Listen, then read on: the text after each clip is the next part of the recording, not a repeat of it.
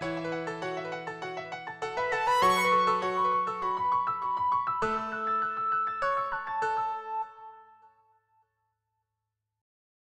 and welcome to the concluding episode of season 1 of the Academy.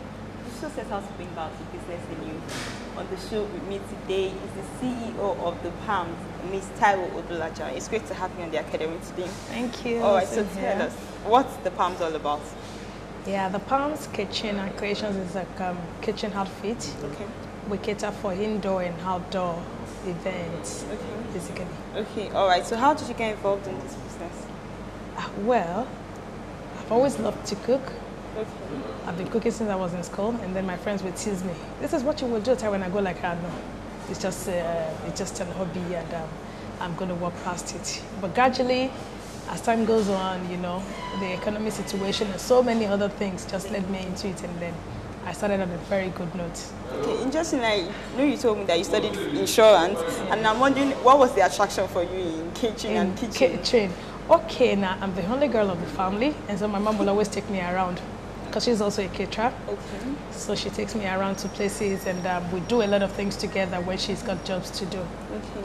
I think that's about it. All right, but has it been lucrative? Oh yes. To what extent? Oh yes. Oh, beautiful. We've been able to do quite a lot. When I look at big caterers out there, and I go like, I want to have this, I want to have that, I want to be like them. Yeah. And then I see that when you put a lot of effort to what you love to do, then you definitely will achieve it. And to that extent, I think it's been very lucrative, and I've gotten quite a lot from it. Okay, all right. But were there any challenges at startup when you were starting? Oh, quite a lot, a whole lot.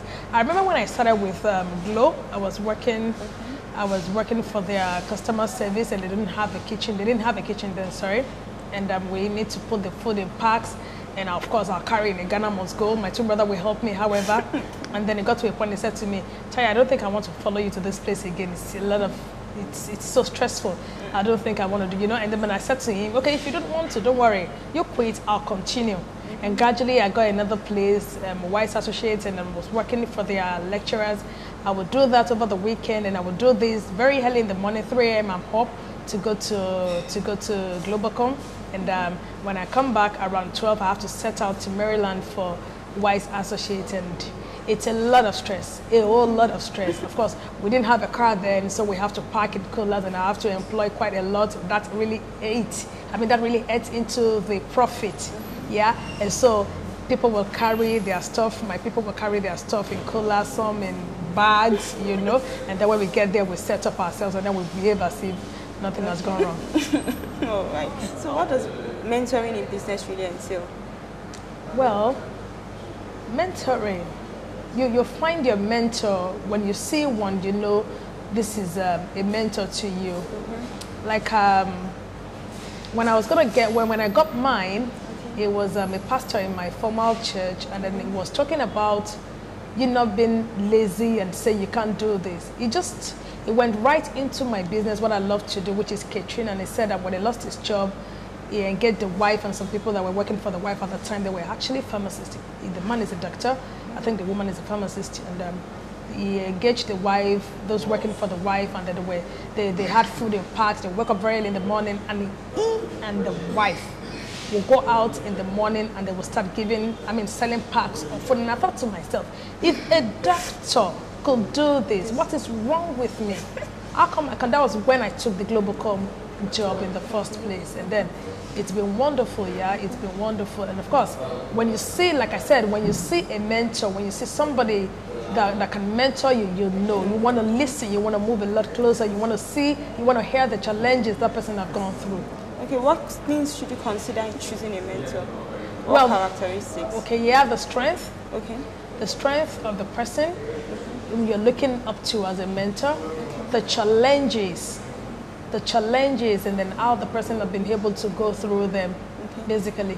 But now many people say, okay, get a mentor when you're going into a business. You have to know someone that will guide you through. What are the advantages and disadvantages, really, if there are any? To start with, you have a mind of your own. So even if you need to get a mentor, you already know what you want to do. But the mentor is just to help you. So many times we only need a lift. Do you understand? It's not as if we don't know what we want to do. But just a few, yeah, just a few people doesn't know what they want to do. Those ones are a topic for another day. But then for you who is looking for a mentor as to what you want to do, you have an idea of what you want to do, you have an idea of where you're going to, you only need somebody to guide you through. And I think that's about it. Okay. Now, for how long have you been in this business? Okay. Unofficially, this is my 9th year. Officially, this is 6th year. Oh, wow. But at what point did you get a mentor? What year? Well, was it immediately you started up? It wasn't almost immediately I started off. It wasn't almost immediately. It was until I got it was until I got the story of this man. Okay. I was actually in the forum where he spoke that day. Okay. And so I thought to myself, I need to walk up to him, which I did. And it was so welcoming, and I quite appreciated that, yeah. Okay. All right. Now, I know it's been 9 long years. There must have been skills you've learned and different things. Oh, sure. What advice do you give to budding entrepreneurs? Pardon? Especially youth. What advice do you give to budding people coming Okay. up in entrepreneurship? Well, Especially youths in Nigeria these days. It's a land flowing with milk and honey, they will say. Yeah, it is actually. If you really want to get into being an entrepreneur as a Nigerian youth, I think the first thing you must put your heart to doing is dedication. You need to dedicate your heart, your time, your all to all that you are set to do. When you have done that, then you can start up, and then you don't procrastinate. Very important, you don't procrastinate. If you need to do it now, get it done now, and then you will see it working for you. Those two are key. Okay, for someone going into the catering business, what first skills does the person have to learn? Okay, you need to know, now catering is in diverse. For me, I don't do pastries. Okay. I don't do pastry. I do home cooked food. Okay. Home cooked food, you know. You need to hit the food and feel like, okay, I'm in my house. Okay, I know I've seen it before. It was really tasty. Oh, and thank then I went to my you. this morning interviewing you. Thank you, thank you. So it's in diverse, yeah. If you want to go into pastry, if you want to go into food proper, some will even do soups.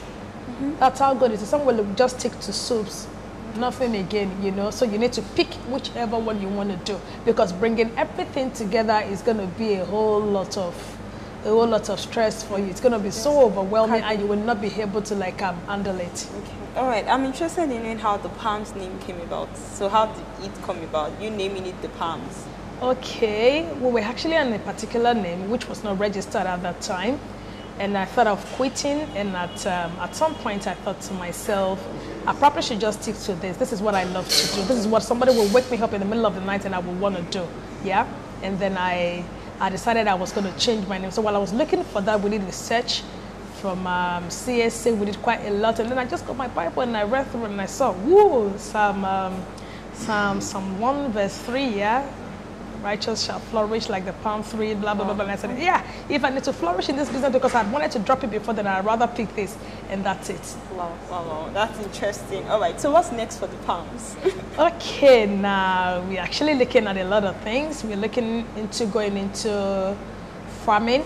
Wow. Poultry farming. Yeah. In no time you get to know about that. Okay. It's coming up, yeah. All right. Thank you so much for being with us on the Academy. Thank you. All right. That'll be all on the Academy for this week. And I'm very sure you know that this is the end of season 1 of the Academy. If you have any questions on business mentoring or on catering services, please do contact us at the academy@webtvng.com. Also, for patronage of the Palms, you could also contact us on that address. Remember that there's something in you that will cost the world to celebrate, and the best time to start it is now. So next season on the Academy, thank you very much for watching.